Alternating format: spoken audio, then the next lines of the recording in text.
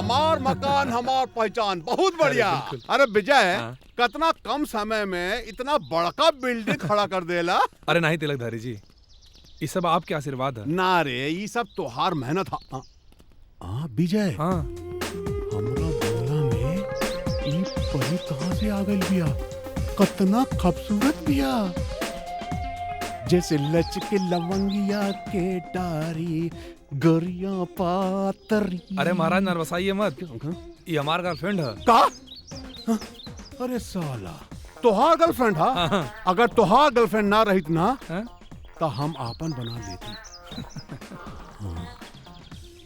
का कम सुन पिया। नमस्ते। तिलकधारी जी, अरे सुकन्या। नमस्ते। Good night. का नौटंकी चल रहा बा? विजय, चला ना, शूटिंग पे जाए के देर हो रही बा। तिलकधारी जी, हम इनके साथ जात बानी, फिर वापस आ जाए। ना ना ना, बाइक में मत ले जाइए, काहे से कि इनकर गोरा रंग काला पड़ जाए। इला हमरा कार का चाबी। बिल्कुल। हाँ तिलकधारी जी, आपके कार ना चाहिए, विजय की बाइक बाना। अरे ना, ये कार के आपन समझा। अरे सुकन्या, ऐसा हाँ। तिलकधारी जी की गाड़ी आपन समझा ना। हाँ, संभाल के ले जा। अरे चला बेटा, तू घर बड़ा तो चला। हम जल्दी आ जाए तिलकधारी जी, आप टेंशन ना लें। हाँ ठीक। तू विजय के पीछा करा और जाके शूटिंग पर होकर काम तमाम कर दा। अरे वाह, वीर प्रताप मॉडल बन गईलन। Clap out, action. आगे हमार औरत। अरे हमार मुन्ना के माई, खाना लेके आ गई लू। ई लो तोहार खाना। कितना अपने पति का ध्यान रखत बाड़ू। ई खाना, हम ही भारत देश के किसान हई, ई चूचा खाना हम ना खाई। ना, भारत के किसान खातिर 3 तरह की तरकारी भी लेके आयल बानी।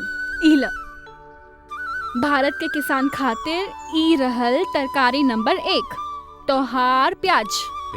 और ई लो नमक। और ई मिर्ची। अरे वाह, नॉन ऑयली, नॉन स्पाइसी, एकदम नेचुरल, तोहरा जैसे मेहरारू हमरा जिंदगी में आ जाए सुकन्या, तो मजा आ जाए। ये का बोलत बाड़ा? ये डायलॉग नहीं के बोले के, शूटिंग करल बा। उतार। ये का कर दो हो? अरे ये के हवन? हम क्या हई? अब तू ही बतावा हम क्या हई? ई हमार बॉयफ्रेंड हवन। अरे काट विजय, तू ये का कर रहल बाड़ा? हमरा दृश्य के तू सत्यानाश कर दिहला। अरे फिर से क्रिया प्रतिक्रिया करावे के पड़ी। तोहरे दृश्य के सत्यानाश? अरे घोंचू राम, तोहार तो पहले में सत्यानाश भइल बा।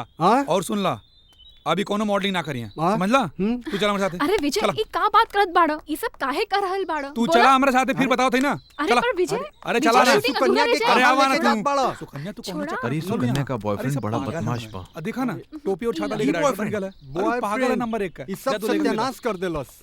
ई लो। अरे अब चला जाए था, बहुत हो गया। हाँ तो हार हुई तब करया। चला बैठा ना। अरे तू कहाँ जा पड़े हो? विजय, अरे छोड़ा विजय।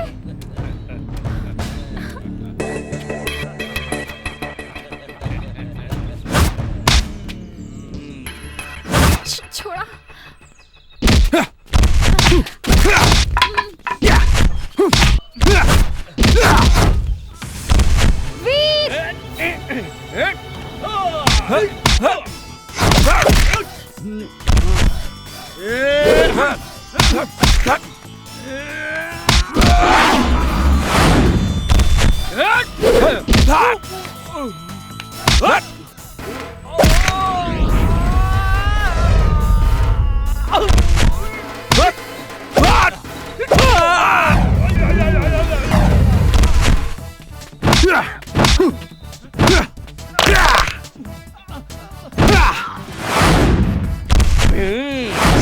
अरे कहे छटपटा करू।